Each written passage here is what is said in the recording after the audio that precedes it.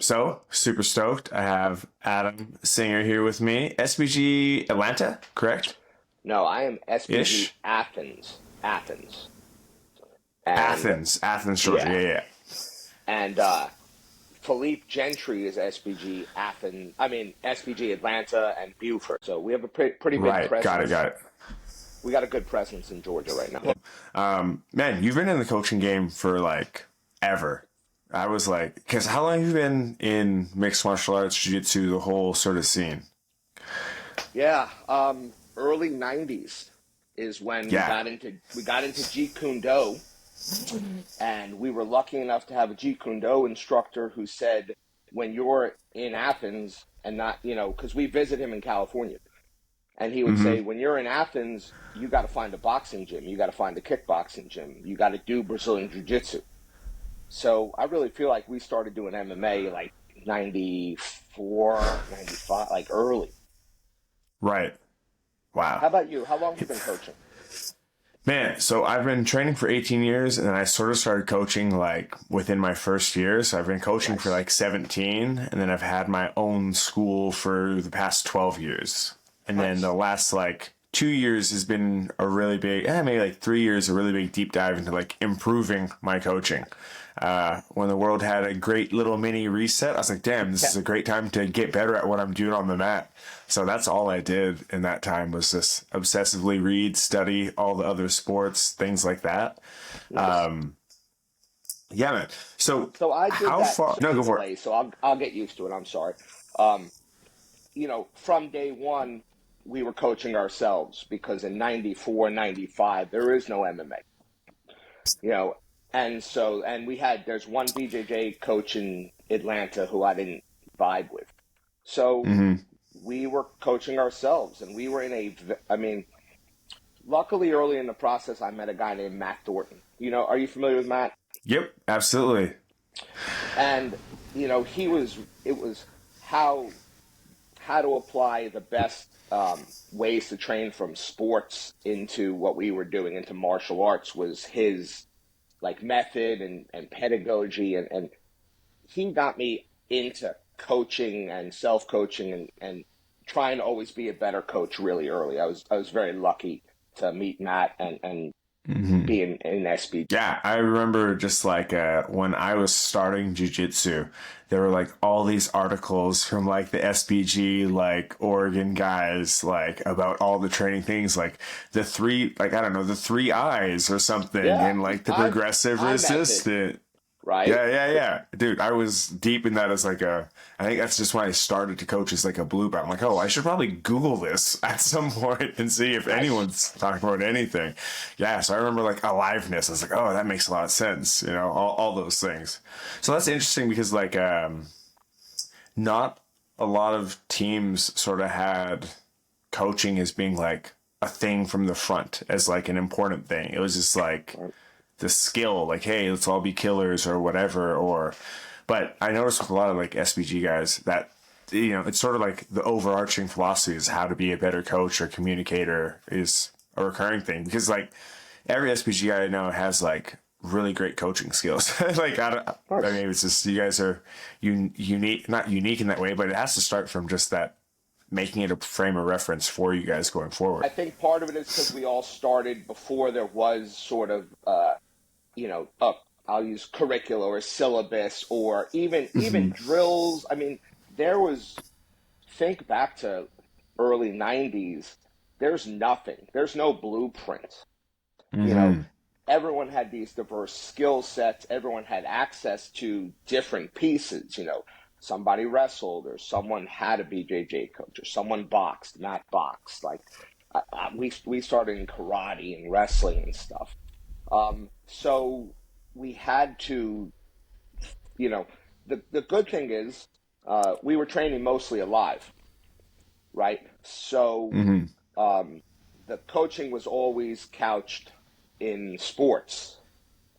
Like, how would a wrestling coach this practice? How would a boxing coach this practice? How would um, and so we all became, we all at least knew how important being a good coach was. Hmm. And, Yeah. it's something I dove into very early. It's something I really enjoyed. Like skill development, athletic development has been something I've been fascinated with.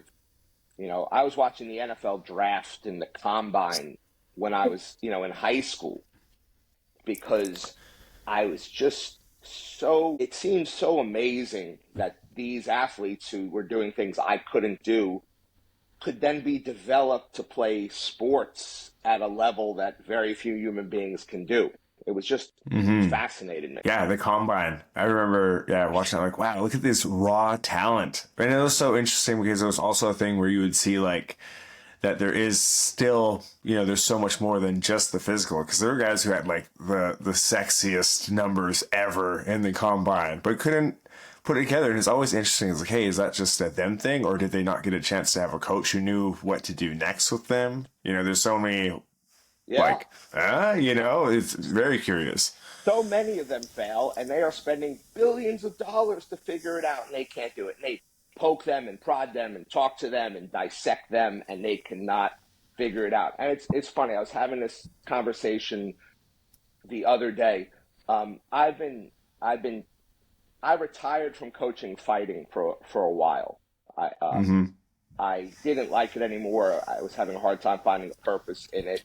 And then I started doing it again about 2 years ago, which sort of coincided with my deep dive like you're talking about, where I read everything on the topic. And then I was lucky enough to have you and Greg and Scotty and the guys from Emergence have been real open, and my coach, Matt Thornton, has been real helpful. But I was talking to I'm bringing amateur fighters back. I have like a whole crew of kids who are training hard, all alive, all ecological, and they're fighting again, and they're having a good time, and they're good kids. So I'm going to ride it out with them. They're keeping me young, and I like spending time with them. And they've been really open to me experimenting on them. And they know it. Like you know, they may be 21, 22. They may not understand, but they know they're part of an experiment. We talk about it. But anyway, I had this kid fight locally, and he did real well. And the promoter said, that kid's going to be good. And I said, maybe. Or maybe tonight he gets a DUI because he's 21. And then he has to get a second job to pay that off. Or he meets a girl. Or ... a million different things. So I love athletic skill development. But I also know how many things like can go wrong, as you do. I'm sure you've had guys in the gym. You're like, oh, this guy's an ADC champion. And then where'd he go? They vanish. Puff of smoke, they're gone one summer. You know, it's like, what? Oh, no. So what's your most disappointing one? What's the kid that you were like, oh, this kid's going to put me on the map? And then you're done.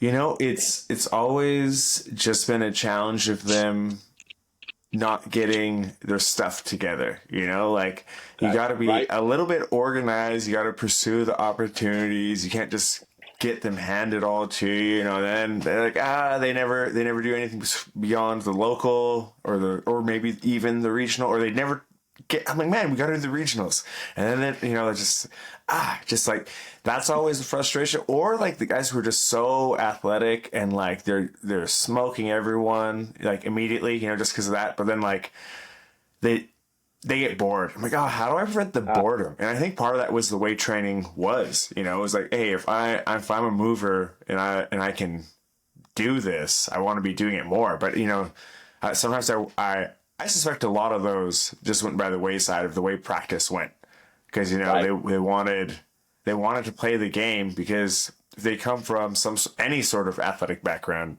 that's a lot of practice, you know, is going live in some instances, whether it's a small-sided game or, you know.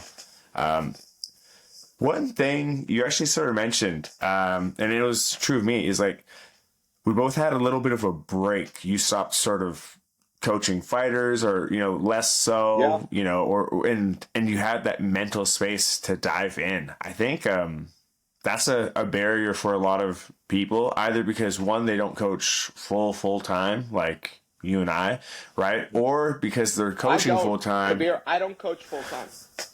Oh, like, No, no? I Well, work at a pharmaceutical company during the day. yeah.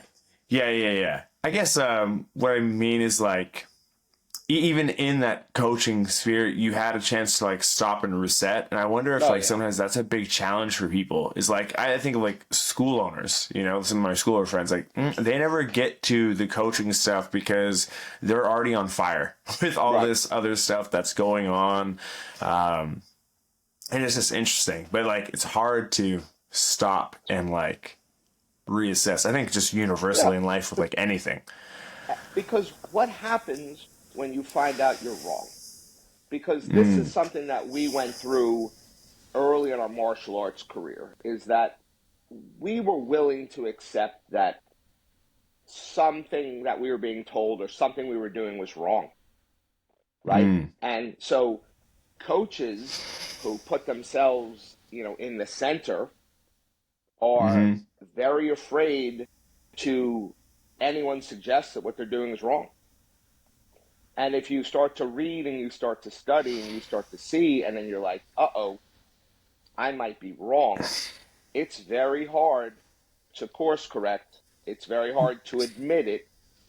And if you're a business owner, you run the risk of, right, alienating people, running people off. So, Yeah.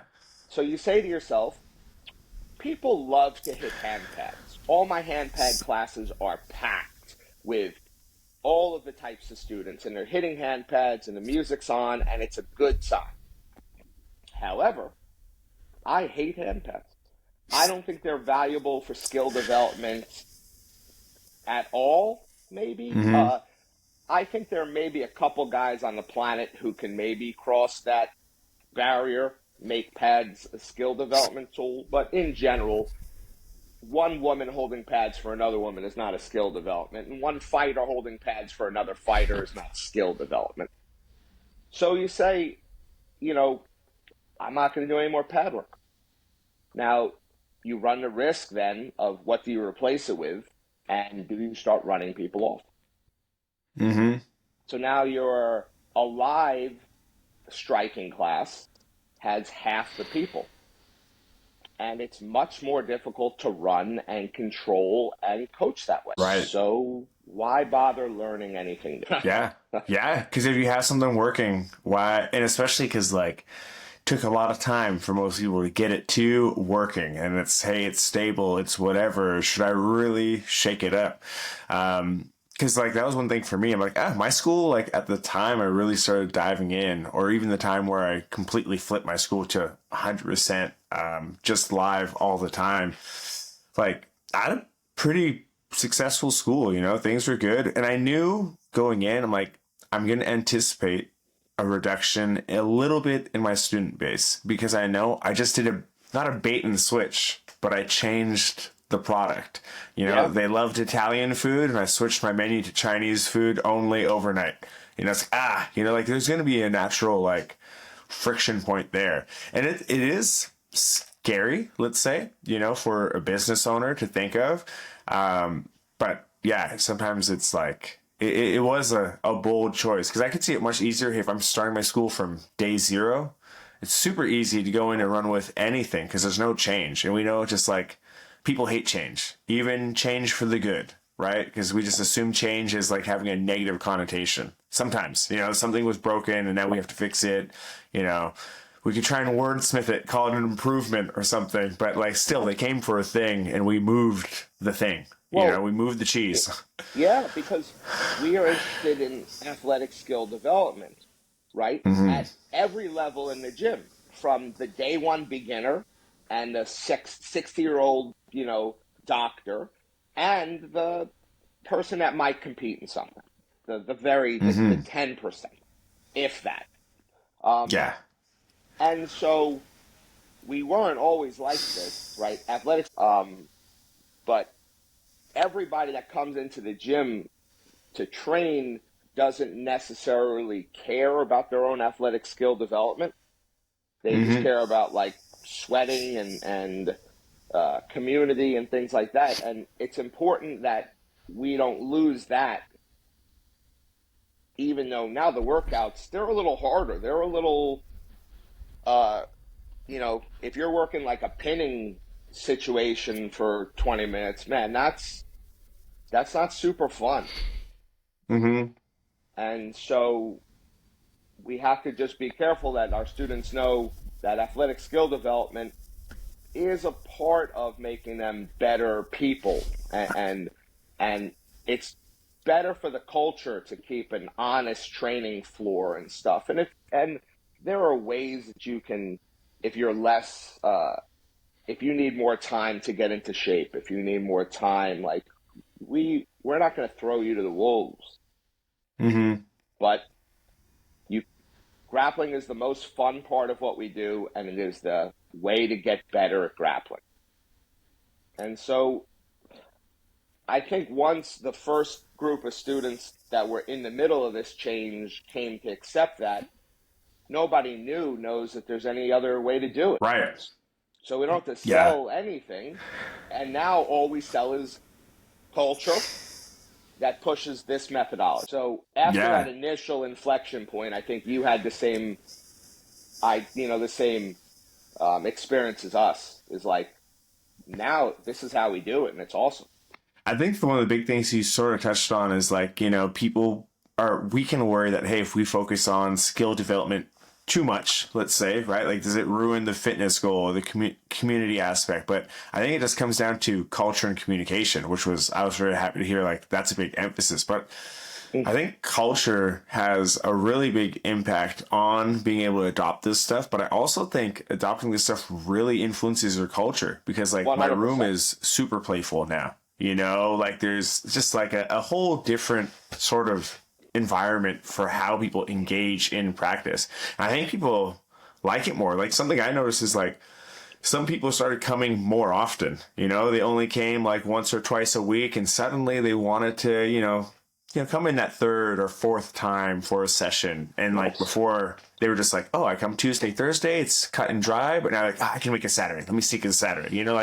And to me, that's a positive indicator. Like, hey, they're having Yeah. fun in a way they didn't have fun, or they're seeing a benefit that they didn't have. Because like when I think of all like the benefits we sort of like sell as martial arts schools, it's like, hey, fitness, fun, self-defense, community, Community. those are a lot of the main things. Now I feel like I actually deliver on them all the time. Because fitness before, was I really super able to? Because we did a cool warm up for 15 minutes and we sparred for 15 minutes and then probably not. But now, like my whole session, 45 minutes of that hour block is going to be live. So I know you're going to check the fitness box. If you have a self-defense concern, you're definitely going to know what resistance feels like now. But the coolest thing for me is just the community that is built because, like, because we went live so much, I found I started emphasizing things like safety and like the mindset of like training to improve all the time and things like that just naturally started to happen. I think because I was like concerned, I wanted to make sure it went smoothly because, hey, I was running a business, Yeah.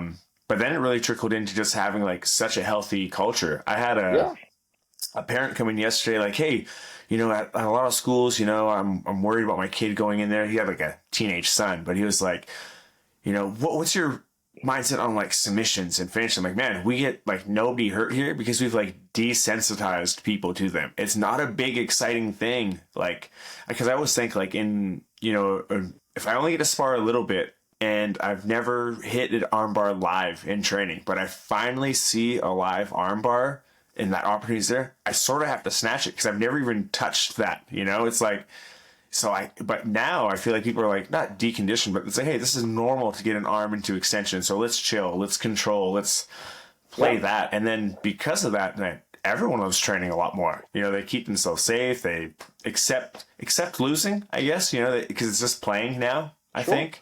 What have you sort of observed? No, in a live environment, and again, we've been lucky because we didn't have to make that change. Our culture and our environment was always built on being alive, but we just sort of, it cuts through the bullshit, right? It cuts through the need for anything other than a live training. Nothing needs to sit on top of a live training, like, and so I think, and then with it trickles into the sparring. People like, the way we're drilling people with constraints-led approach and things like that, the way we're drilling people, I think, changes the way they spar as well.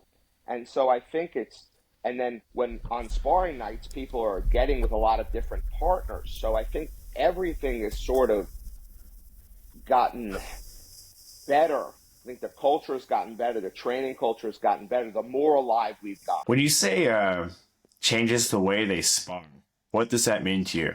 Yeah, it's even from an early stage, I'm seeing that white belts are, I don't want to use the word smoother because that's a subjective word, but they seem to understand what they should be doing differently than they used to. And so the sparring between, upper belts and lower belts seems to be having a better effect for everyone.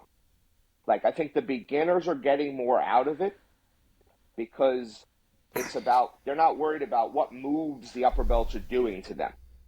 They're just thinking about, we've played this game. Every position they end up in, we've played a game from there. We've tried to tie these things together. So maybe it's less like stop and go. Like, beginners are like very clunky. They're like, go, stop, go, stop. And now they're moving better without ever being told how to move. And so I'm watching like upper belts and lower belts, like they're just moving better together. And it's not one-sided. And that doesn't matter, and so the culture supports everyone being able to train with each other alive. And so I think alive drilling and alive sparring and everything being alive, just you get more flight time doing that. And so the comfort level starts to go up and people can work with everyone. I think it's been a boon. Alive training is a boon to your culture for sure. And as we've gotten more alive, I've seen even a greater impact. I have had almost the exact same experience and the same observation because I used to see a lot of, like, I get to a position, I'm going to be frozen for a couple seconds here because, like, I'm loading. I felt like it was like a loading phase happening in their mind. Like, don't know what's happening. But something you sort of mentioned that's really interesting, and I think changes a lot of the lower belt experience, is you mentioned they're not worried about what are the moves that this upper belt did to me. Because I remember very distinctly, like, if I was training with someone, I tapped them like, oh, what did you get me with? Like, I don't really get that question. They're more so like their questions and their problem solving, like the things they want to focus on, is a lot earlier. Like, it's more upstream than it used to be in where they're looking at when they look at it. And I think because they play all the small sort of sided games and we give them very particular slices of the game, they have a better understanding of how to problem solve. Because they know the problem isn't that they got submitted with an arm triangle. They know it's that, hey, my arm went over my head, like they separated my arm from my body, etc. Like, and because of that, like, when you know why you suck or why you're losing, it's way funner than when you're losing to voodoo magic that you've never seen, and that used to be the thing, is like, I've never seen it. How can I defend it? I feel like that space is now available because, like, as I see two huge mistakes that coaches make that I feel like we are working to rectify. One is giving them a bunch of technique before they ever need any technique. Like, they're going to bridge and roll because every street fight I've ever seen has a bridge and roll. It's a natural, it emerges immediately. So, but then maybe later they can't figure out how to make it more efficient, or they can't figure out how to adapt it. Then ask me and I'll give you some ideas and some things to look at, and then go run with that. Most coaches do that day one. So that's the program you're talking about. The second thing I see, which is bigger, is giving too many techniques. So every class, you feel like you have to teach a technique and a technique and a technique before the student ever asked you for a technique for that. Before they ran into like, hey, I can get this single leg, but I can't finish Johnny. Can you watch me? And then I'm like, hey, have you ever thought of stepping behind his bottom foot? Okay, play with that. As opposed to, I teach my student 25 finishes for a single leg. Every class, I got to teach a new one. And then it's not like they go through that Rolodex and pick that technique and use it. It's too fast for that. And so by not doing that up front, we've actually left them space to focus their attention on things, to problem solve, to make connections. They don't need, you can make those connections if you're not being drawn in all these directions because of techniques and details. And then you're a black belt. If you could watch me roll, and you can come over to me as a black belt and be like, hey, feel this, or watch this, or do this. And then I can immediately be like, oh, okay, that's an improvement for me, or no, thank you. I appreciate it, though. But not a white belt, a blue belt, purple belt, brown. Most people don't need that. Not early. Yeah. What's interesting is like I had a friend, like one of my mentors, who's like, hey, so I know you're super into like the whole ecological thing. I taught a move yesterday in class. How would you get a student to be able to do that thing? And it was like, and I was like sort of stumped, and I was like on the spot. It was like a group call. I'm like, fuck, I don't know. How would I teach a butterfly elevation and then you find cross like Ashi or something? Like, you know what? I probably wouldn't teach that, but I would teach the idea of like, getting connected to their hips. Maybe I'd have them play some games from like an end stage thing so they can find like a destination, right? But I was like, I wouldn't teach them how to invert under to get there. I would just teach them about finding that, hey, now there's space here to access the hip or access the knee or whatever. And I was like, I haven't thought in that framework in a while of trying to get a very particular thing to emerge, because that isn't what's valuable. Because like, if I'm a giant dude, that's a useless thing for me to try and teach sometimes, in some contexts. Like there's better things he could be doing in that exact scenario, And I was like, I haven't thought of that in a bit. And I was like, oh, I got like super, super stumped. I just realized like I haven't even like thought in that lens for a minute of I want them to do this particular thing. And the only thing I ever think that I get that particular is like when we play the ultimate end stage, like, hey, we're in a discrete submission, very locked up. Like there's only so many things they can do there. That makes sense for me to, but when I was thinking that question, I was like, oh, I don't know how I would make that one thing emerge, because I don't think just getting that one thing to happen it's valuable, but I don't think it's the right sort of thing to be dialed in on, that I was like, I haven't even thought of that in a minute. And it was, but I think like if I tried to, I think it would just overwhelm people. Like, hey, our big goal is try and get here. And then people would just game the game, deny it, or whatever. Right. So let me give you the opposite. I've had a sort of an opposite issue. I'd love your feedback on. So let's say I start a situation where they have their hands locked. Mm-hmm. And again, I'm not doing like I've listened to you on some of the other podcasts, how detailed you are or not, and I think we're very similar page. So they lock their hands, and I give them a couple tasks to focus on. Right? They have to get past the other person's arms. I'm very clear. They have to get past the other person's arms, and I'm very clear that the win condition is getting all the way up the body. Very clear. I'll watch, and I'll see white belts particularly, but sometimes other people, they don't open their hands. So they do these they do the rounds, and they probably keep losing. Occasionally, maybe they'll just jump up, but because they're not opening their hands, they have that body lock they started with, and they're gonna ride and die with that. Mm-hmm. And half of me, and then I'll say, have you considered opening your hands? And they'll say, I didn't know we could do that. Mm. And I'm constantly having to. I don't use any jargon. I don't use any science with them. But I'll tell them, don't put yourself in a box. Like, I've just given you a seatbelt. Start here, get to here, and I'm just trying to help you not crash your car. But if you're running off the road, you wouldn't ask me if you could get back on the road. So I have this sometimes, like, I give them all the freedom, and they don't want it. Mm-hmm. They just want to cling to something. And I'm okay.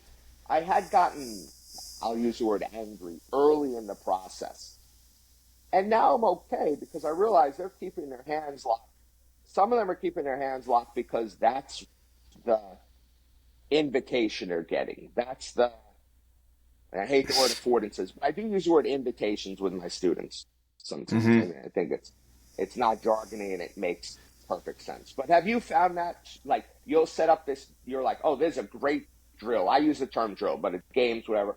I'm going to set up this great drill and they're going to get all these affordances and they're going to learn this and this is going to emerge. And then you say go and it's just a fucking nightmare.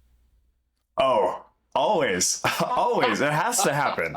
It's literally because, like the big thing that I found became extra important is my language. Like, I didn't communicate that freedom that they do have, Right. because I didn't want to overwhelm them. But it's like, that is a tricky thing, that I find is what one of the biggest challenges is, because like my Thursday night practice is like a work of art compared to Monday first session that I run, Yeah. because I've already been able to influence and I've seen what happens. I've seen how like 10, 20, 30 different people react to my cue or the constraints that I sort of set up. Yeah, that's the other thing is like, that's a challenging part because you have to be way more adapting. Whereas if I just have to tell you a prescriptive thing, it's much easier to say it's A, B, C, run with it, Look, here's my lesson for tonight. And I know it's got 6 rounds. I know it all might fall apart after the first round. Mm-hmm. And I take the hit. So you talked about Monday, Thursday. I only coach BJJ Monday night in my gym. Right. And I do that. I take the hit for all my other coaches. So they'll all be in my class tonight. They'll see where I start to get angry, or they'll see what I'll tell them. I'll be like, okay, I should have done this drill differently. And I'll write it down for myself for next time, but hopefully it helps them through the week. Mm-hmm. I'm still educating my other coaches in how to they're all 100% bought in. They know, we'll still have an occasional hitting off a batting tee conversation, but they're all bought in. But how to deliver it is still a work in progress because you and I read all the books and we talked to all the people and we watched all the podcasts. We tried to give ourselves a full education in a very short amount of time. I can't ask my coaches, and some of it's real technical and stuff. I can't ask my coaches to do that. Mm-hmm. So I take the hit and they model after me a little bit and we have continuing education about it. And at some point I won't have to go first anymore. I know that. Right. How'd you approach the coach education of other coaches? Because sometimes that's like, like seeing your lesson plan. Your lesson plan looked like pretty, not slim, but like I remember my lesson plans when I started were like very like, these are the key teaching points we want to emphasize. Like even when I started doing constraint stuff, like I was like, oh, these are the things that we want to draw their attention to. I had like 6 bullet points a game, like bro, but not really. And now I find like I have like I talk about this a lot. I have like a diagnostic game for like each area that's sort of first touch, first sort of, Right. and then I see what we want to have happen from there, but like that is obviously because I've thought about it so much. I've read a lot of stuff that I'm like, I'm very in it. So how have you tried to educate your coaches or get them on board? Because I honestly haven't talked about like any of the science with my whole team. It's been mostly I me lead by example and yeah. watch the game, participate in my sessions as much as possible, and then go from there. How have you broached that? Right. So one thing is I run a coaching course much like you do. Um, and so I've added some of these ideas over the years, and I've shared that with my coaches. So there's an education piece coming from me. They are modeling. I will say this Mm-hmm. though, SBG Aliveness was the first principle of that organization. The I method was a way to apply aliveness into the drills. And so what the natural step for me was aliveness and ecological dynamics that's two sides of the same coin to me. But I did an academic pursuit of ecological dynamics. The constraints-led approach was an evolution for me on how to design my drills, but we were already drilling. So the idea that most of the training has to be alive drilling was already fundamental in my gym. All I said to them was, there's no need for anything to be dead anymore. Get rid of this 20%. The delivery aspect of it, I've done continuing education with them, and we'll get together at the gym, and I'll say, okay, here's a situation. Let's design drills. Let's design games, and we'll go around, why that's good, why that's bad. And I do it very ecologically, if you will, for my coaches training. They know once you tell someone they can't do anything dead, then the initial reaction is always going to be situational sparring. So that's the piece that we've had to really work hard but differentiating, because we used to do mostly positional sparring because it's easy as a coach to just say, start here, do this.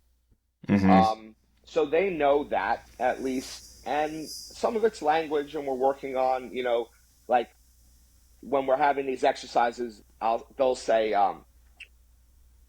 break posture. And I'll say, how? Or I'll say, what is posture? Like, so we're whittling down how much language and what that looks like to explain any drill. Like I had the same thing. I used to have every point laid out, and I would have 2 pages for a lesson. And, going into the lesson, in my eyes, I should be talking maybe 10 minutes and they should be drilling 50 minutes. That was always the way, but it didn't happen because if you write all that down, you want to share it. And so I was finding before I made this hard 180 that I was maybe trending the wrong way, even in my own philosophy. Like, I think we were teaching too much. I think we were talking too much. I think we were trying to be too detail oriented. And so when I needed a course correction, COVID and not wanting to coach fighters and all that sort of was a serendipitous for me. And now I share some papers with different coaches. Different coaches are going to be in different places and want to learn more or less about this.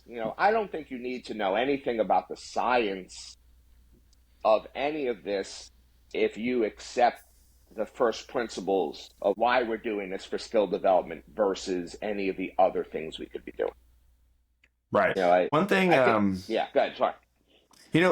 Talking to coaches, one thing is like, hey, that breaking posture, right? We know what that entails, right? But like that's something that sometimes like I hear or I can feel some people are like, should I say breaking posture, or is that like not ruining it? But hey, that's not really what they're trying to do. Like me, I always try to I'll end with calling it whatever that one term is, like I'm not going to avoid some of those things, but I find that order of again, the language thing is like the order of when you call it, hey, this is breaking posture, off balancing people. We know what an off balance looks like, feels like, etc.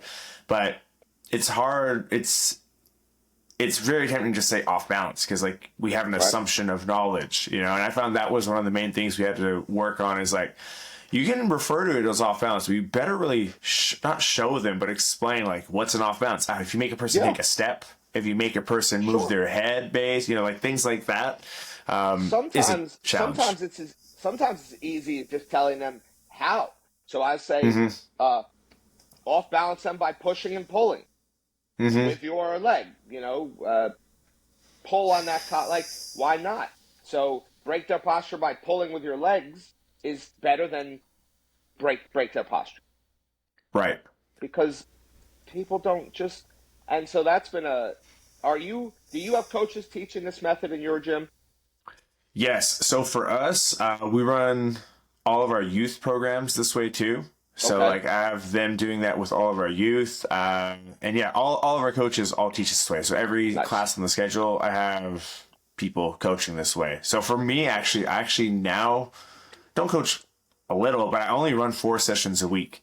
Now, like a couple evening sessions, but they run all of our noons, all of our 6 a.m.s, you know, 3 youth sessions a day, Monday through Friday, you know, like, so they get a lot of repetitions in that sense. Initially, when I like introduced it, I just hopped into like all the sessions as much as possible, and I just ran them so they could experience it. Because yeah, I wanted them to have fun. Like, oh, this is way better, you know. And as soon as they saw that it was just like a way better thing, then it was easy for me to sort of pass on to them. But I've yet to super formalize the training, and more so just like catching their feedback and like, try and think of it in this way. Like, hey, I know you want them to do this, but like, what do they have to do? What's like the effect they're trying to create? And sometimes like that has been enough. It's just like, if they can just realize some of those things, I haven't had to go into like, hey, what's an affordance or, you know, intention, attention. I sort of, but it's like, hey, here's the goal of the game. Here's sort of our top priorities for the bottom player. Top player, cool, run it, you know?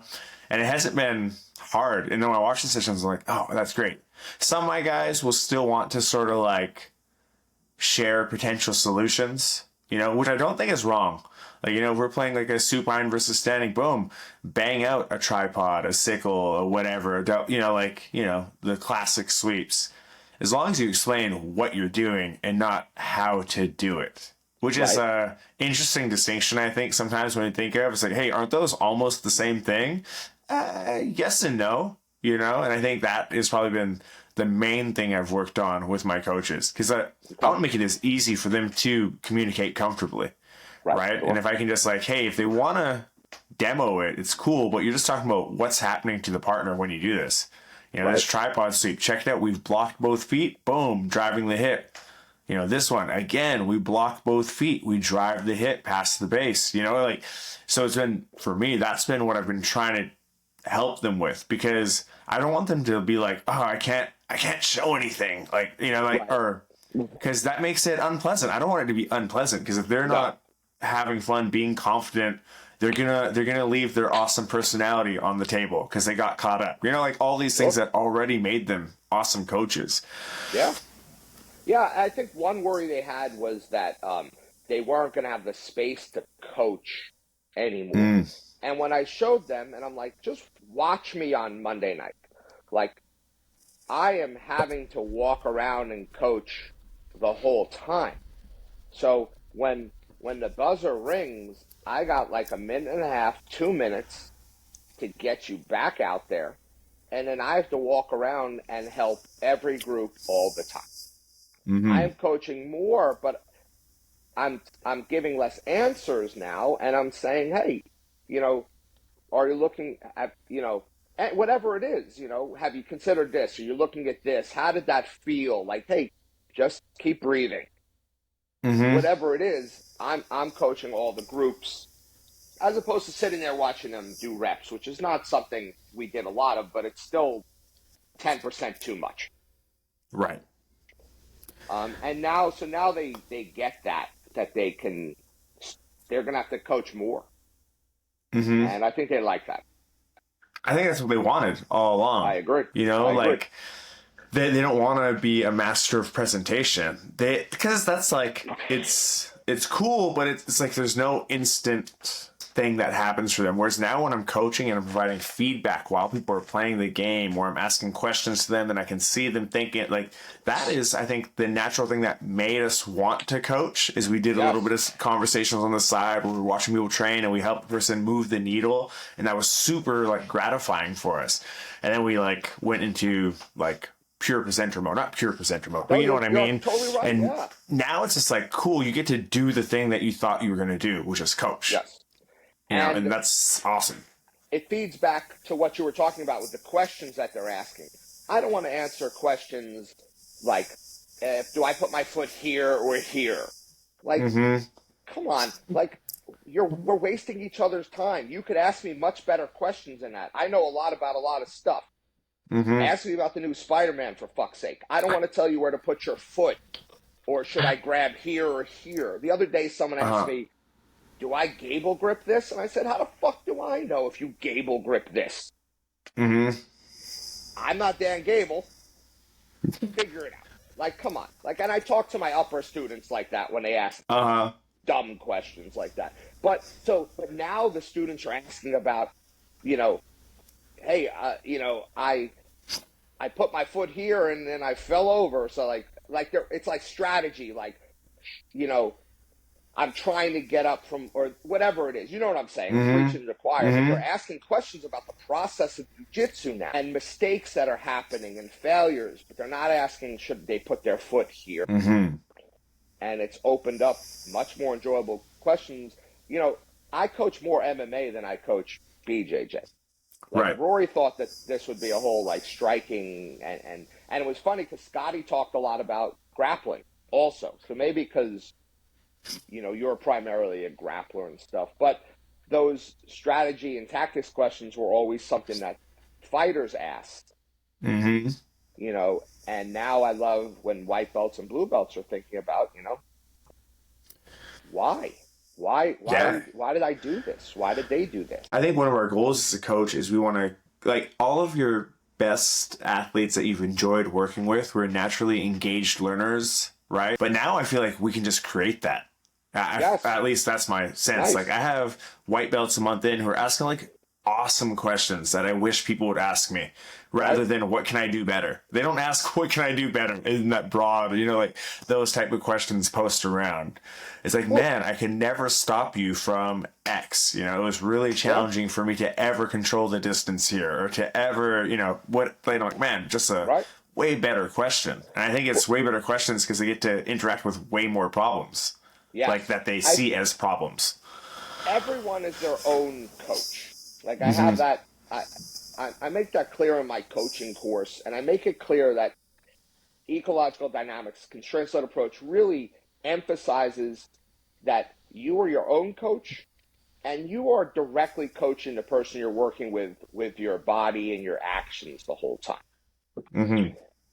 And the more engaged learners, those athletes and stuff, when they come and ask you a question, you could hear that what they're actually saying is, Coach, I uncovered this idea, and I'd like your experienced feedback on it. Like, hey, Coach, what do you think about this? You know, can I kick the back leg here? And I'm like, for sure. Like, can you? He's like, yeah, I've been doing it a lot. I'm like, that's fucking awesome. Like, they're not waiting for me to give them knowledge and information. If something feels right or it keeps showing up for them, then they're asking me almost for permission to keep going down that road. And it's I never want to not grant that. So as opposed to in the past when they would have asked a question differently and we would have showed them the way we do it, and that stifles their creativity. I admit that I was guilty of two things as a coach. And, you know, I never introduced myself on this podcast. For it. No, I don't care. I don't give a shit. Yeah, you're good. I totally forgot. I totally forgot what I said. What did I say? I'm old. Now you made me forget. We laughed and my brain shut off. Two things. I have to admit two things about being a striking coach for a long time that are counter to the way we do things now. All of us. One, it was hands up all the time. Keep your hands up. Keep your hands up. Up. Pick your hands up. Please pick your hands up. 2, stop switching stances. You are not Tommy Hearns. You are not good enough at one stance to switch to 2 stances. Stop it. About 2 years ago, when we got back from the COVID, and I really wanted to go fully alive, I realized that those are things I have to let go of. Yeah. If I want them to hold their hands up and keep in one stance, then I am telling them how to fight like Adam Singer. And if I want them to be in an alive environment, moving around and exploring striking and MMA striking, then some of them are going to put their hands down, and some of them are going to switch stances. And then I realized the last year that my job as a coach is to make sure they understand there's a difference between holding your hands down and dropping your hands. I need to tell them that if they want to put their hands all over the place, their partners will tell them if that's a good idea or not. But you can't unconsciously drop your hand, or you will die. You can switch stances all you want if you want to explore that, but you can't fall into a different stance because you're off balance, or you will die. That's my job. My job is to have seen how it goes wrong enough that I could at least let them know what to pay attention to. Right. That's because that's like sort of our not innate, but like we were conditioned like certain stances. It has all this built-in defense. That's why we want to be in stance all the time or whatever. But I guess you really tackled it in, hey, you're just pointing like, as long as it's intentional, like we can't just be mindlessly doing things. Right. If you want to play guard like that, and like people play some crazy guards, I'm like, man, are you even trying to play guard? But it totally works for them. Like, what are you doing? Why are you, but like, as long as it's on purpose, because sometimes like I can struggle with that. I was like, how should I correct this guy? Or should I just find out why he's doing what he's doing? Right. I think that's an important question, is we can rush to correct, but really we just need to like seek their perspective more. And I think because we come from like a place of knowledge, that we just like skip their perspective, or we can have a tendency to just skip their perspective because like, man, check this out. I already did the work. I already got beat up for you. I already died for your sins, bro. But it's, but that's been an interesting. So I want to talk about that then. How, when you see glaring, repetitive, sort of mistake type things, or you just see a person who's like missing this opportunity that's just like, how can you not see it? It's a bright, flashing neon sign. Like, how do you approach that sort of stuff? Because you want to hop in there and be like, look, put their nose in it, type of thing. But like, how do you approach that? So let me kick this back to you in a different way. You're watching, and you're watching your guys box. And your student, Mike, has his chin up in the air. And you say, Mike, put your chin down. Boxing, Mike's chin is in the air. Mike, you're going to get fucking killed if you keep your chin up. Coach, it comes back up. What do you do now? Because if you say, Mike, put your chin down a third time, I think you're not a great coach.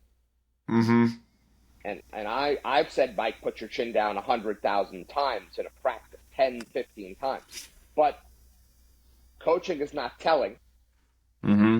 Now, you can argue that, well, when he gets hit hard, he'll learn to put his chin down. But he won't, because he'll be unconscious. And that's not the culture of my room. If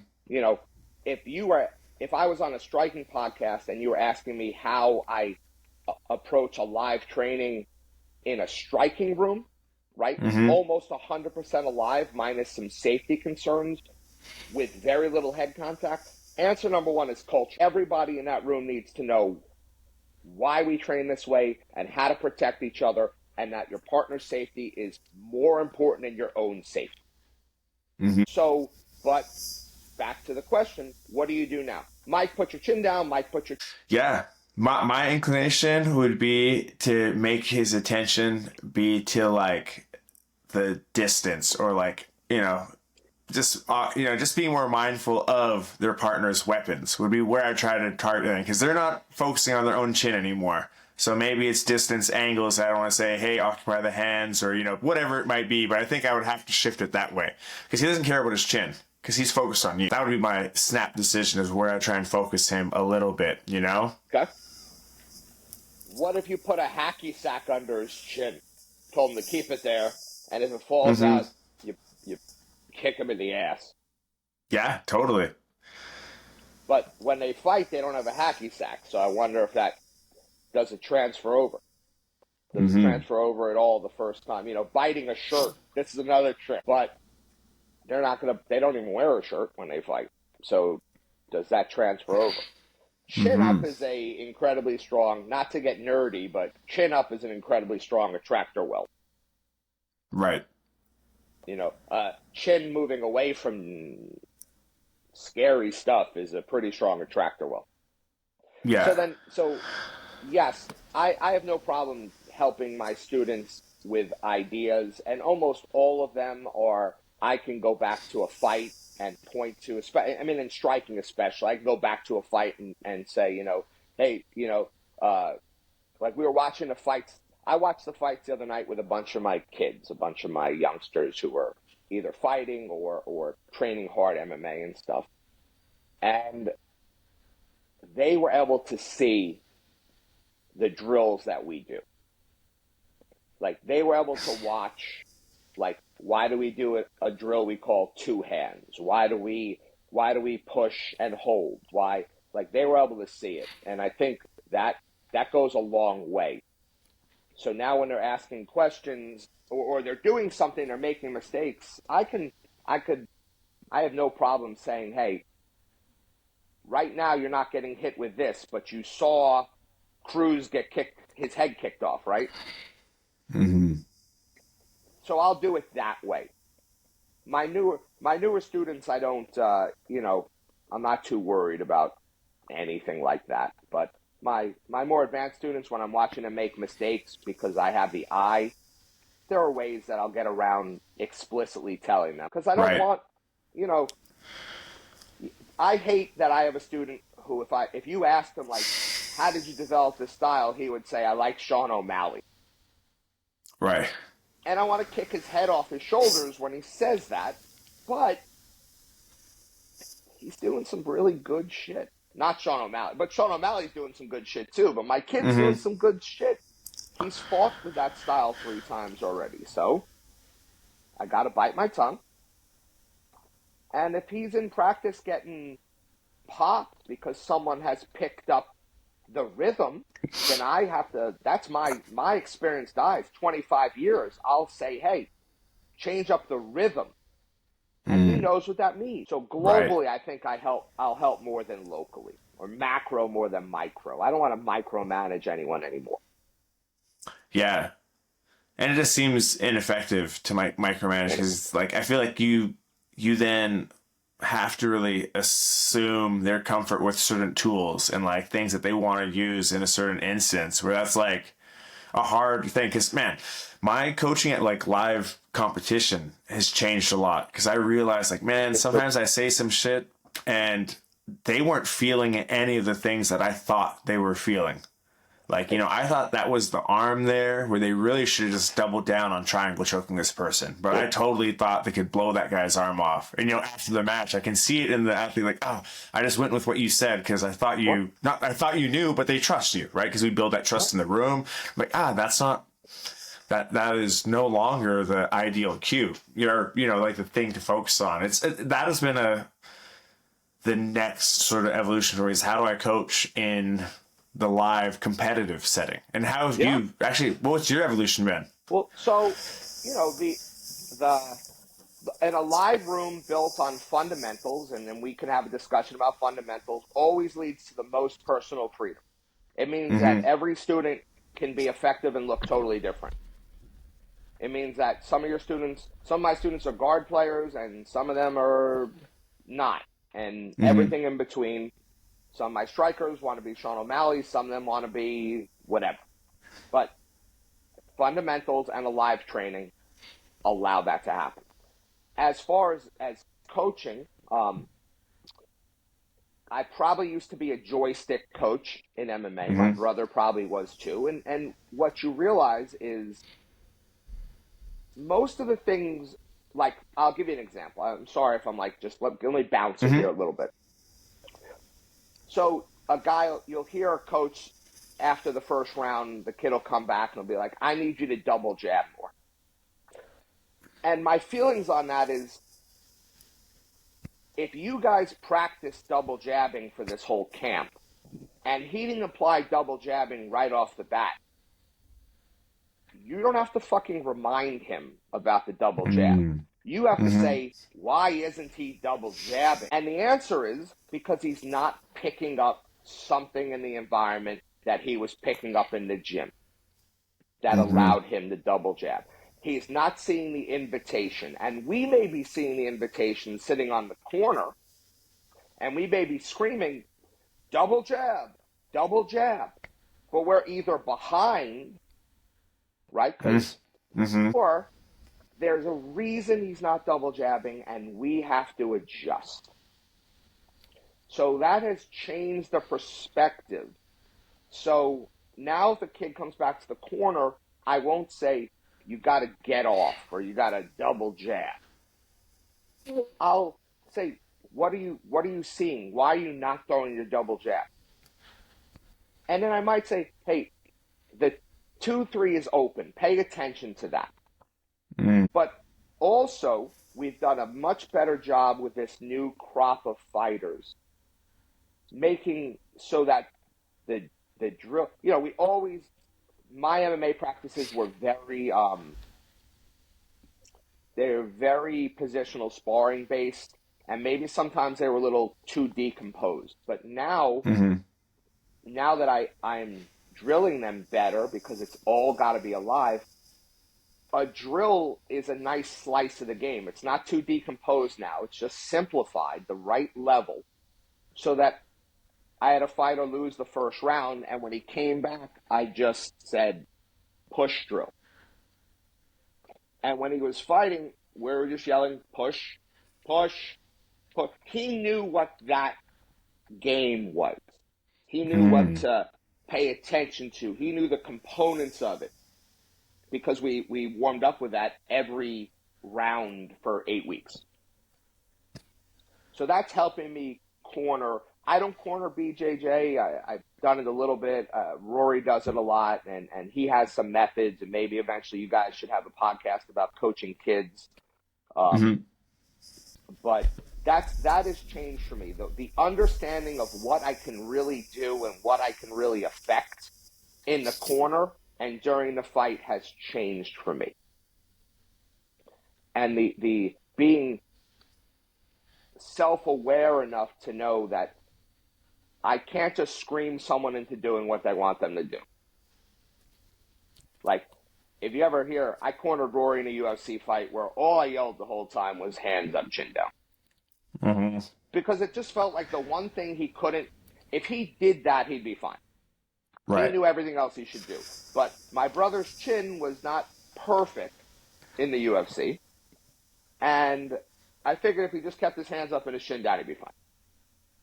Now, that was 20 years ago. I figured he knew to keep his hands up and his chin down. If he wasn't doing it, then there's something else I needed to fix somewhere along the line. I don't know. That's a long way around answering that question.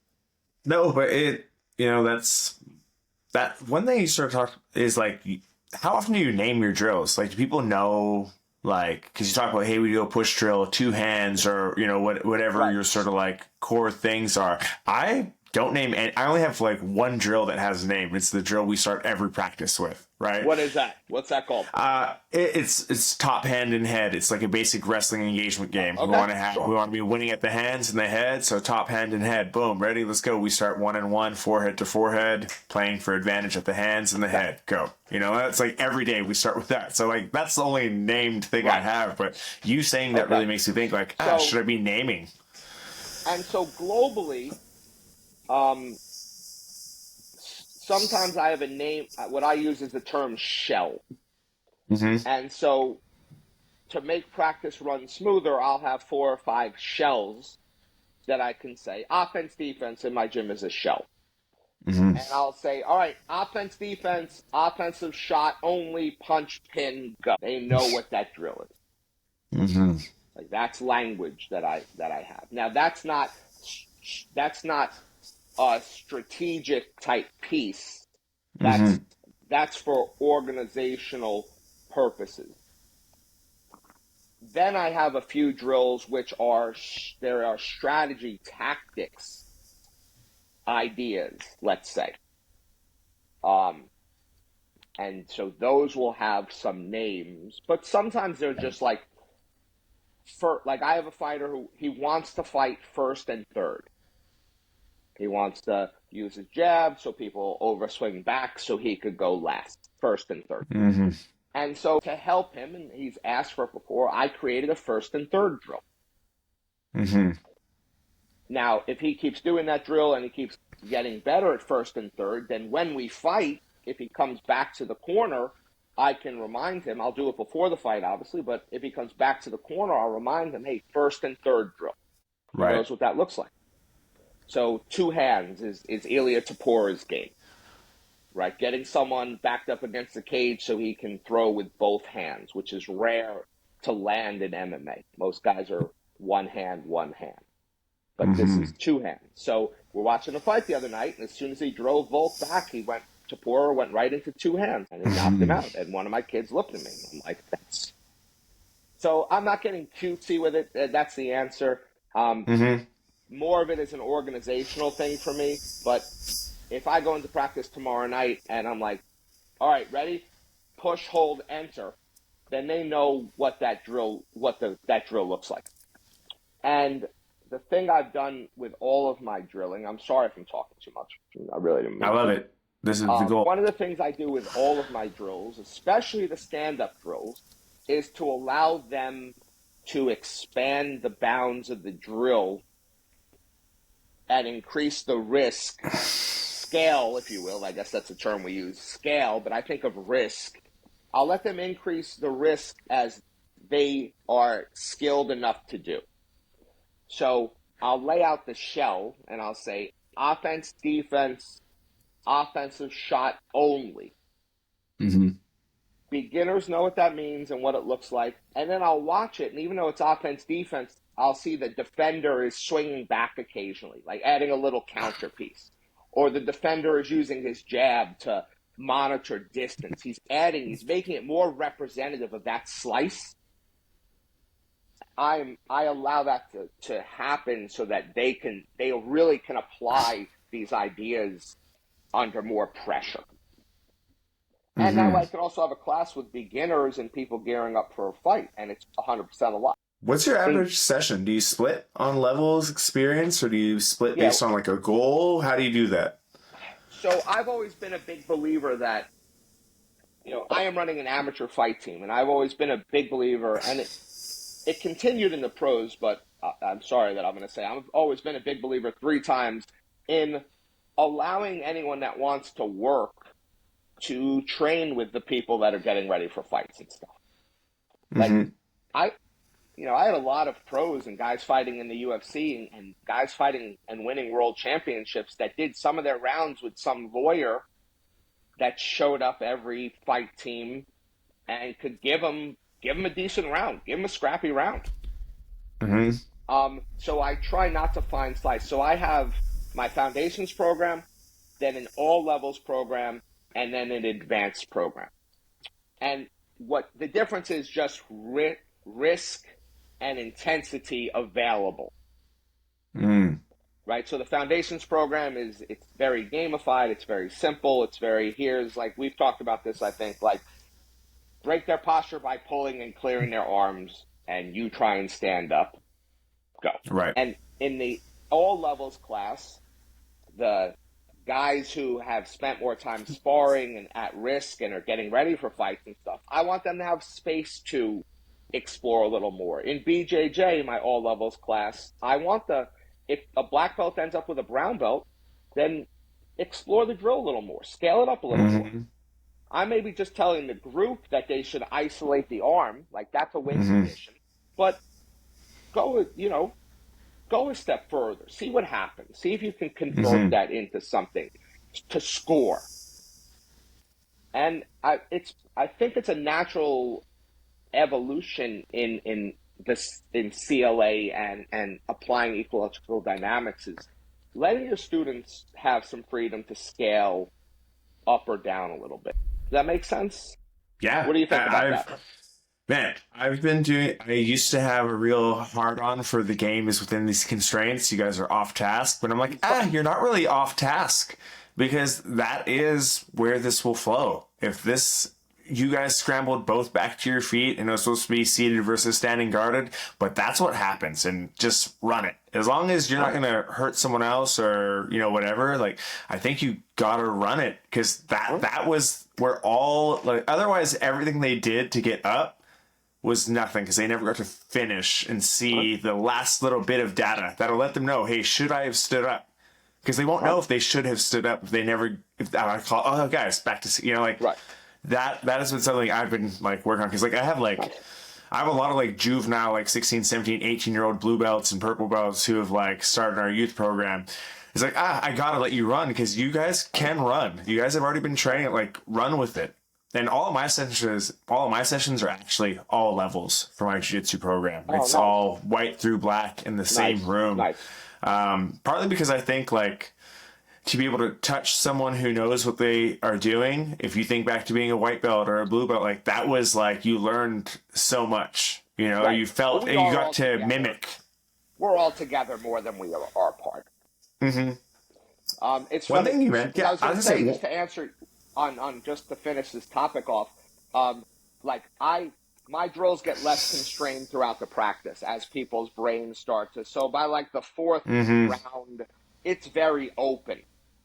And I want to let them create it a little bit on their own. So the advice I'll give them is, listen, if it gets too far away, swap position. If you're uncomfortable, swap positions. If you're bored, swap positions. If you need an adult, call for an adult.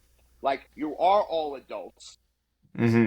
I've set this up, but you've got some space. So if you're both standing up, staring at each other, reset the drill.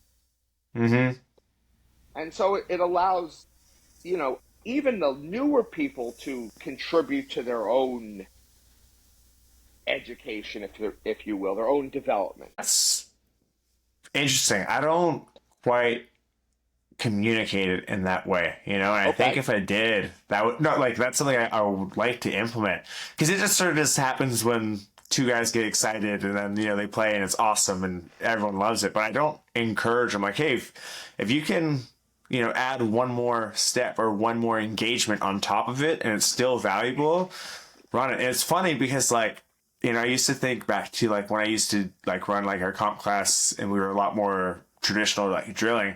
I used to run these drills that were guard pass +1. The game didn't end at the pass. It was the next big major thing that happened. But then I stopped doing that now. Whereas I could very much be playing this game +1 if you want. If there's one more big engagement you can make happen, offense, defense, run it. That's an interesting thing because I don't overtly encourage them to expand the scope on their own. Gotcha. I gotcha. And if it gets ugly or messy or chaotic, I'll be oh, hey, okay, let's stop doing that.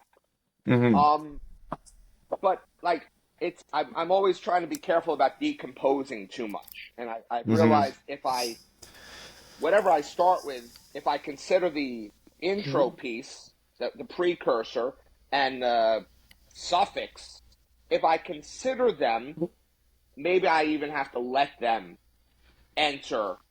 You can't have two players standing here and two players standing here and say go because nothing starts like that. Right. What you can do is have 4 dots and have them run to those dots from different places to start the drill. But so I want to make sure that the intro and the extro, I'm trying to find the right words. I don't love any of these words. Prefix, suffix. I try and make sure that those are represented in some form or fashion. And that's sometimes where I have to let the more experienced, if two people end up together who are more experienced, work a little more of that.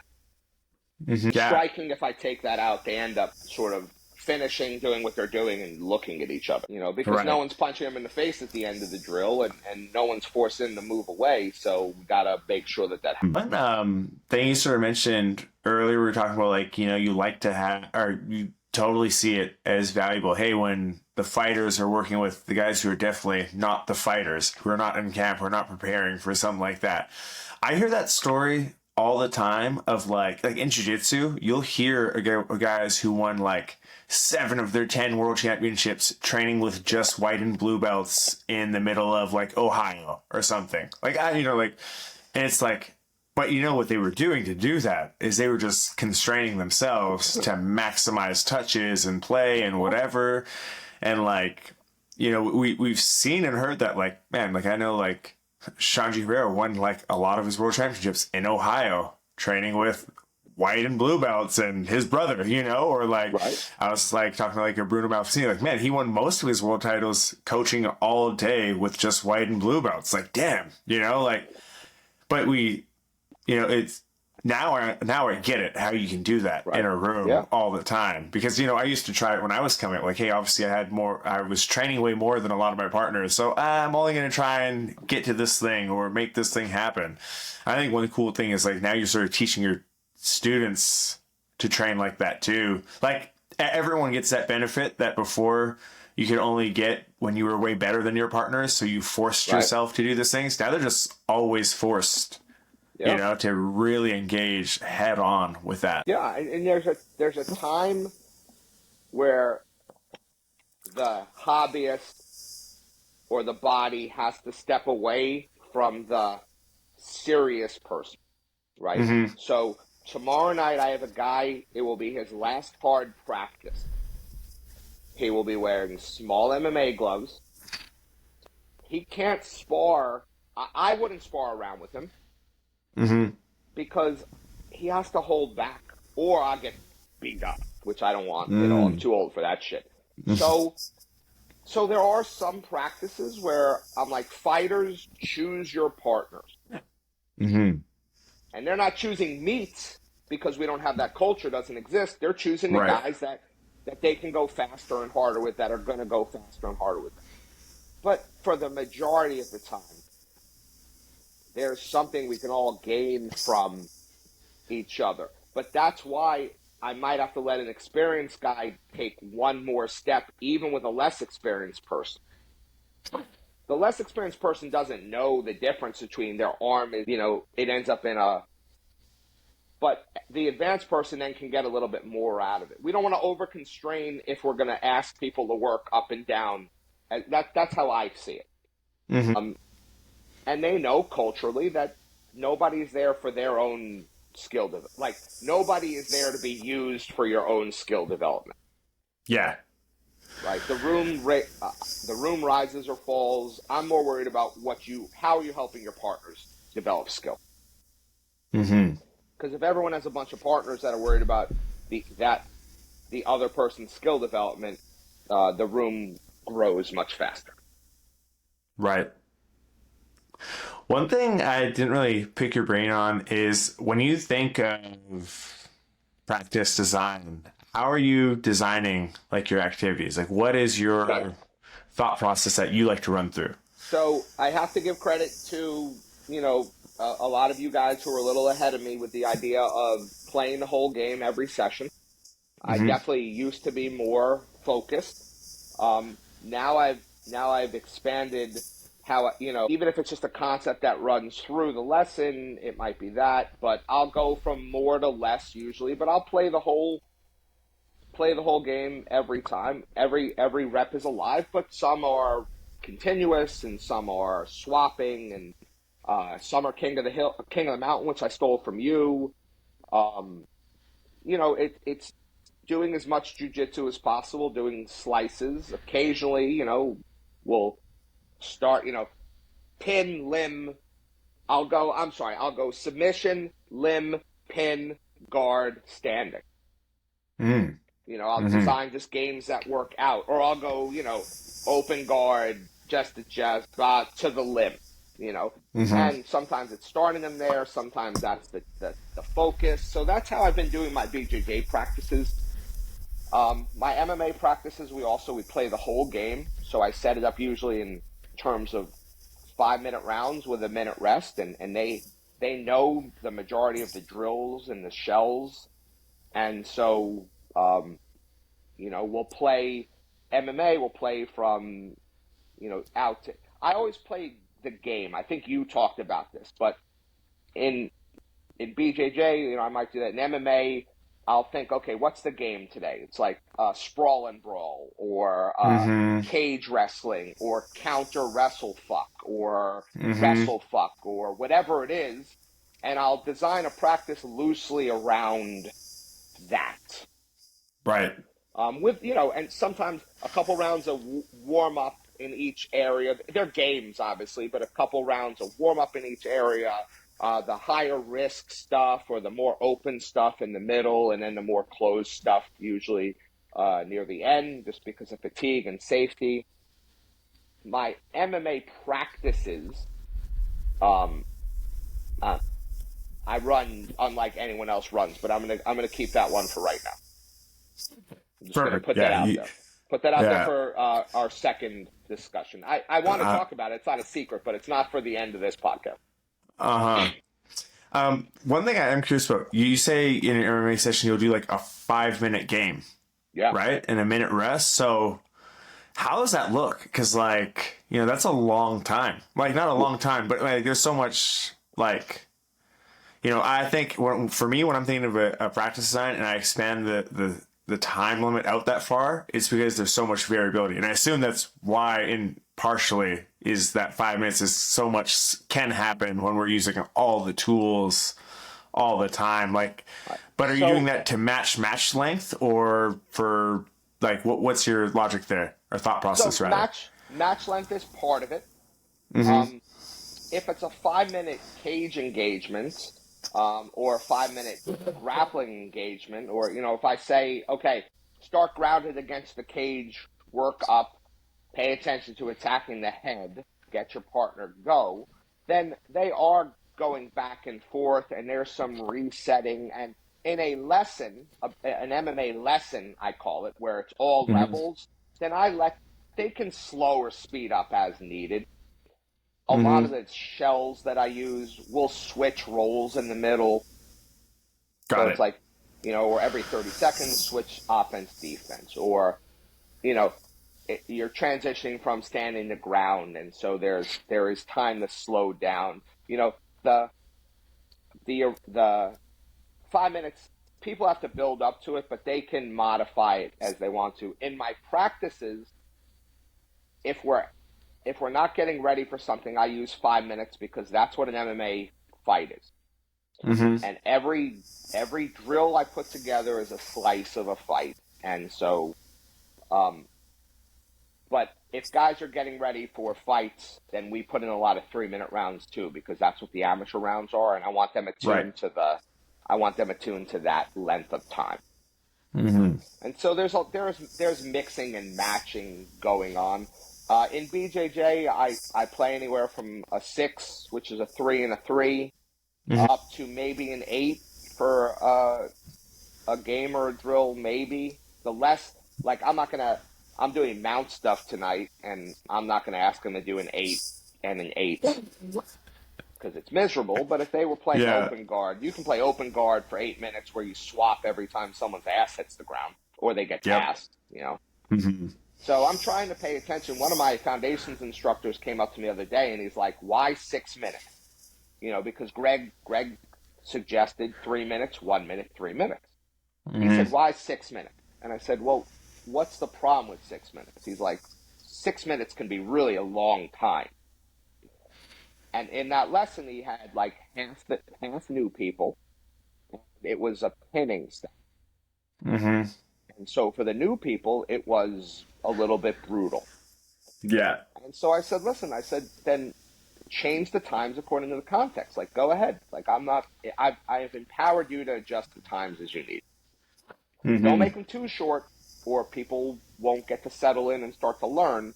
But Yeah, people can only focus for so long also. Yeah. Timing is something I used to be like really going in like, okay, this game is 3 minutes partner A, 3 minutes partner B. But sometimes like, this game, we're going to run an extra minute. I already set this timer for 2 minutes, but I'll just add two. Or it's like, this one actually needs to, they've touched it enough. And I can see they've touched it. We can cap this at 2 minutes instead. Let's just move on to the next progression. So tell me if you like this idea. So let's say tonight we're playing escaping Mount Bottom. So I have a game and whatever. I let the person on bottom start in a posture that they feel gives them an advantage in escaping, and we say, person has a couple of things. Bottom person, I'll give them bring your knees to your chest, frame, wedge, whatever the hell it is. What I'll do is I'll be like, okay, swap every win, 8-minute round. But at about 4 minutes, I'll just say, okay, stop. Some of you, some people are, or, I notice the room is, or, hey, has anyone considered fucking grabbing this? And it's about 20 seconds, just so they can get a quick breath, and I'll say, okay, go. Thoughts? Love it. I do it like every day almost. Usually what'll happen is I'll already like during every rest transition, because I'm a big fan of, I play the same task game multiple times in a row, so I can do that for the room. So I sort of feel bad because I always steal one person who doesn't get that water break. So like, yo, come here real quick. I need you guys to pay attention to this thing because I see it a lot. Or one of the, So how would you tell me how that would look if I wanted to focus on mount escapes tonight? What would that game look like, and how would the 3 different times go? Yeah. So for example, I'll just build off exactly what you're saying. In that game where obviously we're letting the bottom person set up with a strong posture or whatever it is to create their escape, they'll play whatever tasks they are, but I want to just look at in that middle part in like, for me, I find most commonly, if I can get their knees off the floor, a big part of my escapes are going to come when I can make that happen, right? So while we're thinking, hey, keep our hands facing their hips and our elbows in, right? We also want to be thinking, man, can I get their knee off the mat? Or, don't be afraid. Also, sometimes I have to encourage people, like, don't be afraid to create back exposure. If it helps you get back to where you want to go. Right? Because, hey, sure, that might be a win for the top person, but it doesn't mean that you're going to lose just by showing your back for a second. Like, sometimes I use those breaks to remind them, like, our win conditions usually, because, we're training in jiu-jitsu context, everything has to happen for 3 seconds. And, sometimes a lot of the times, my middle thing is like, man, real quick, remember how long 3 seconds is? 1 Mississippi. 2, I have to remind them of some of those things to repoint them to the urgency of yeah, you can expose your back. 3 seconds is forever, especially when you're not sitting still. Some of those things are going to be what? How long was that first round? And do they reset that first round? So I'm a big fan of the first round is always straight time, meaning you'll get 3 minutes as attacker, I'll get 3 minutes, and then maybe we'll go to switching every time someone is successful. So the first one's reset. I escape, I just reset back to bottom. Yep, exactly right. Okay, I like that. And then the second set, I like to flip. Okay. And third, you do King of the Hill. Yeah, or just new partners. Sometimes instead of King of the Hill, I'll be like, man, we're going to play. Lately, I've been, my practice used to be hey, I'll play this game for 15 minutes. But sometimes one of my focus here is going to be 30 minutes of the class because I would just want you to rotate with your partners. Because I like King of the Hill sometimes when the room is right. I have the right mix. I have enough bodies in this group and I have enough bodies at the skill up. When I don't, then I'm like, okay, then we're going to rotate partners a lot, And sometimes how I do it'll that vary. Sometimes? I'm sorry. You know how I do that sometimes? I say 2 ways. One way is everyone mount somebody else. And when you escape, stand up and find someone who needs a partner and mount them.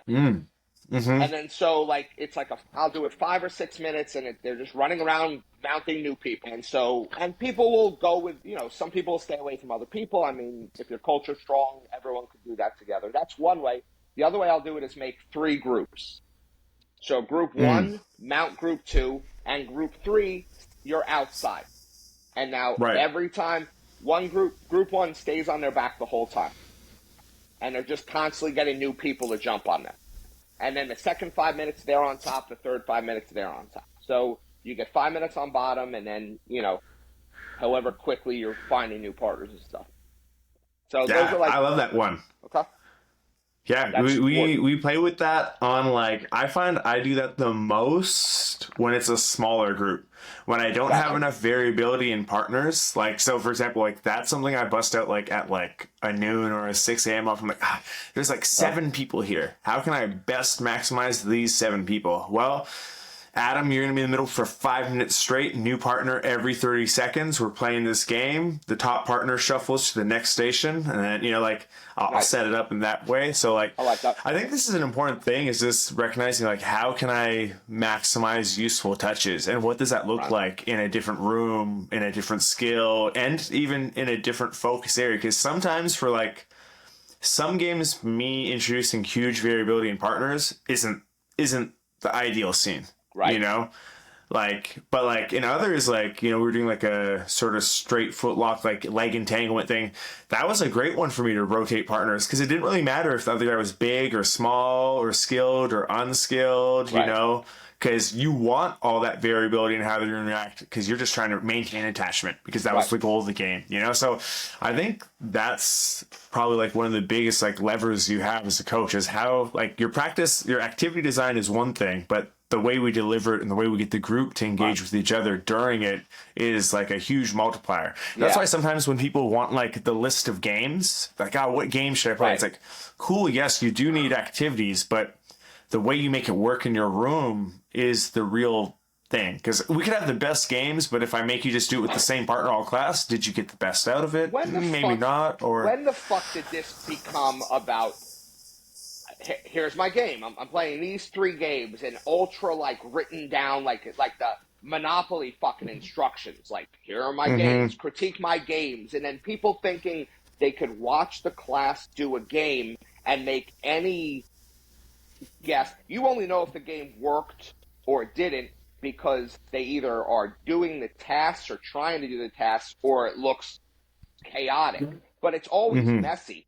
It always looks messy.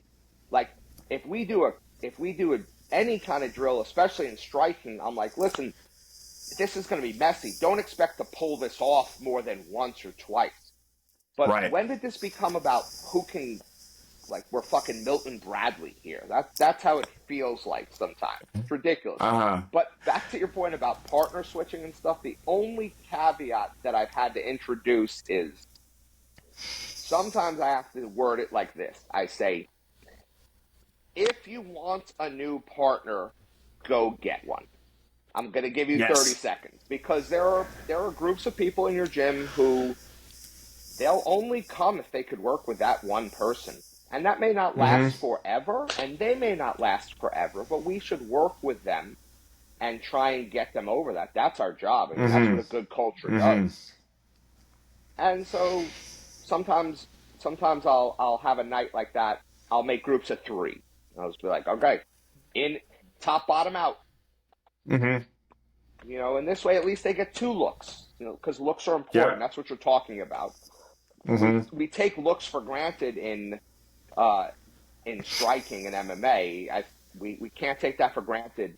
In ecological dynamics, the looks, that's the information. Like, we need, that's the rep without rep on top of the rep without rep in the drill. But we can't force people to. So I say, if you want, I'm going to count to 10 if you want a new partner. And then people are like, if no one will move because they don't want to make their partner feel bad, and so I'll have to fuck with them about that. But I try and do that too, because like I'll see it in the room too, and usually I find that. One, yes, they're comfortable with like a certain partner, but sometimes they don't want to move on because like I haven't even got a grasp yet. Like, not a grasp yet. They're not feeling it and they're not ready. But like, so sometimes, like, you know what? We're gonna play the same game again then. Like in a nothing will change, and then I'll change the game, and then we're gonna change partners. And for some reason now they're cool to change partners. Right. when the task or whatever is changing. And these are just little observations over time, you know, Sure. and that's the thing, you know, you got to watch and see like, how are these humans reacting to what I'm putting in front of them, right? Because there's a social aspect, an emotional thing. Where are they feeling physically right now, you know? I also don't necessarily want, like, if we're playing something intimate, let's say, you know, then, and I have 10 women and 40 men, and I have 2 teenage girls and stuff, maybe I want them, maybe I want those, all the women that want to be together, stay together. I don't want the teenage 100%. girls, I don't want the teenage girls who don't know most of the guys to have to choose male partners in something intimate. But if we're playing friggin' toe tag, Yes. then get a new partner, you know? But I get it, you know, and that's something we have to teach our coaches, and that's something we always have to pay attention to. Human beings. Yeah.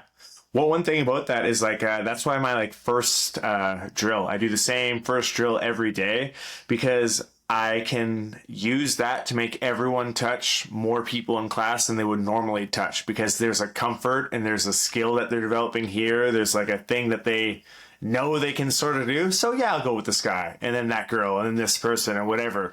And so I've been using it like sort to like help with that side of the training room too, because if we hop straight into something that's new and challenging and whatever, I'm just going to go with Jerry. Me and Jerry always train. Let me get comfy here. But I make that first, like my first 5 minutes of practice, you'll probably touch like 4 or 5 different people, which is my goal, because great. Same. We already broke that ice. You know, that's like a super important thing, I think, long-term for a healthy room, which I know like you've been super intentional in the healthy room. Oh God. Yeah. And it's the same thing. So, even in a striking practice, maybe we'll open up with some tag games. This way everyone can get a new partner. And then when the risk is higher, then I want people to be with specific partners. And when the risk is lower or less intimate or whatnot, then I'll encourage getting new partners again. I do, something I do, I wasn't going to talk about my MMA practices, but something I do a lot of is self-study. And I'll talk about that another time. But one thing I encourage is when they do self-study to grab someone they didn't get any rounds with back. Like if they're self-studying like a range or something that we didn't do. So I'm always trying to get people different looks, grappling or striking. But obviously we always consider them and their needs and all those things first.